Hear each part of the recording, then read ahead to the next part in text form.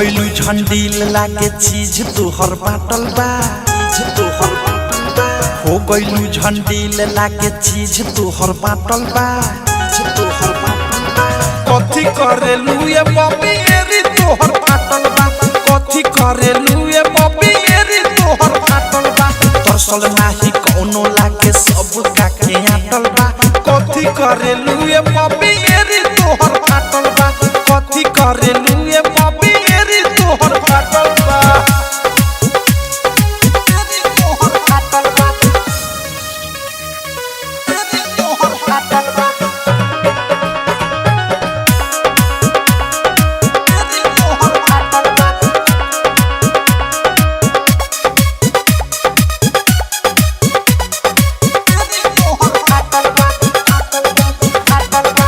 रहिलू busy तू काथी करे में,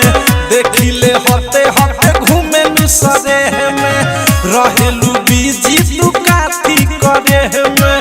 देखिले होते होते घूमे सरे में, दिया बच्चा राइल गुरवा लागता की काटल बा, काथी करेलू ये बॉबी एरी तोहर बाटल बा, कथी करेलू ये बॉबी एरी तोहर बाटल बा रे।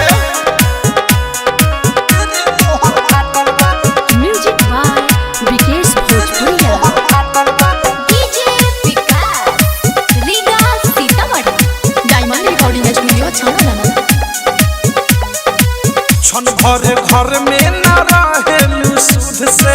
कहलू सुधर जाए में प्रेमी औध से बुध से, छन भरे घर में न रहेलू सुध से, कहलू सुधर जाए में राइटर थारू बुध से, अनुराग मुकेश या मिसाइल के चाटल बा, कथी करेलू ये बॉबी एरी तोहर बाटल बा, कथी करेलू ये बॉबी एरी तोहर बाटल बा रे।